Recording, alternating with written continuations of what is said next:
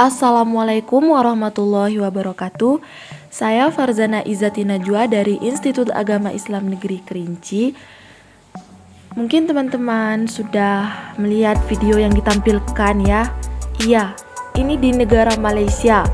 Sesuai dengan video yang ditampilkan, saya akan menjelaskan perbandingan pendidikan Islam di Malaysia dan Indonesia.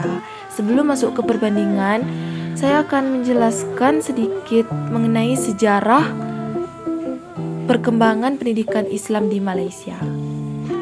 Nah, sejarah dan perkembangan pendidikan Islam di Indonesia dan Malaysia memiliki banyak kesamaan.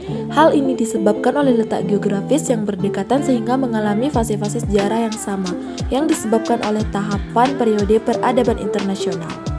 Sistem pendidikan di Malaysia diatur oleh Kementerian Pendidikan Malaysia atau KPM.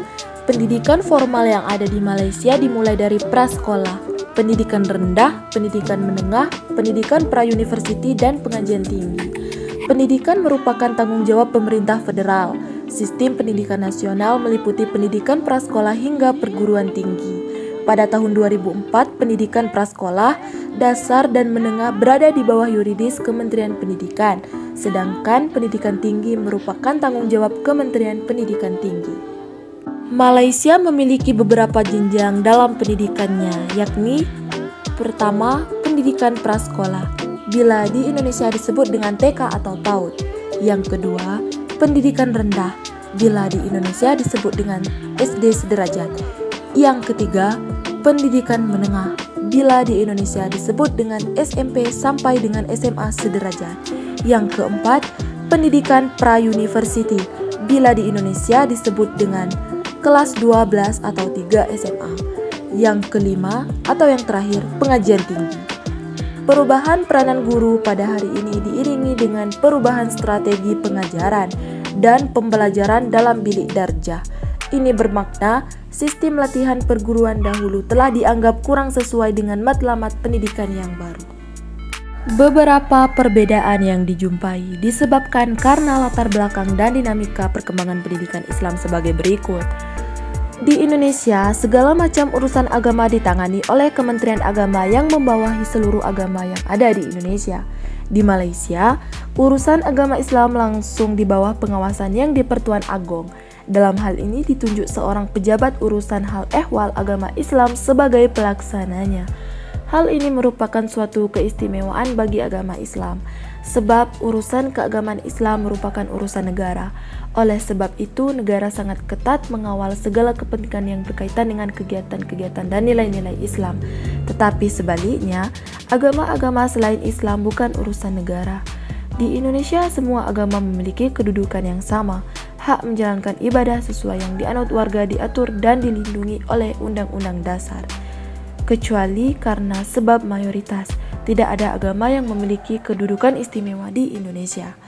Perhatian yang sangat serius dari pemerintah kebangsaan terhadap output lulusan sekolah dalam bidang pengetahuan dan kompetensi agamanya, sehingga menyelenggarakan program GCAF, suatu program untuk menjembatani kemampuan menghatam Al-Quran bagi calon lulusan sekolah rendah. Program ini mulai diterapkan tahun 2005. Hal ini menunjukkan kepedulian yang besar terhadap perkembangan sistem pendidikan Islam di Malaysia. Dengan wilayah yang tersebar di beberapa pulau di Indonesia, pendidikan Islam menunjukkan corak yang beragam sesuai dengan karakter kedaerahan setempat. Corak pendidikan Islam Indonesia seperti pondok pesantren di Jawa, Dayah di Aceh, dan surau di Minangkabau misalnya, menampilkan kekhasan yang unik yang ikut mewarnai dinamika perkembangannya. Sistem pendidikan Islam tradisional sangat diwarnai oleh corak-corak budaya kedaerahan. Maqasid Al-Syariah juga menjamin perlindungan hak kanak-kanak dalam aspek setiap kehidupan. Jaminan ini menunjukkan bahwa Islam amat menekankan perlindungan hak kanak-kanak sehingga mereka mencapai umur dewasa. Perlindungan hak kanak-kanak sering dikaitkan dengan peranan mahkamah awam di negara ini. Namun begitu, mahkamah syariah menerusi penguat kekuasaan undang-undang syariah juga berperan penting dalam memastikan kanak-kanak senantiasa mendapatkan perlindungan sewajarnya. peruntukan berkaitan hak kanak-kanak begitu terhad di dalam semua enakmen pentadbiran negeri, yaitu sekedar peruntukan nafkah dan hadanah sahaja. Peruntukan nafkah anak sah taraf terdapat di semua negeri. Baik teman-teman, sekilas penjelasan dari saya mengenai konsep sistem perbandingan pendidikan Islam di Malaysia dan Indonesia. Jika terdapat kesalahan dalam kata-kata saya mohon maaf sebesar-besarnya.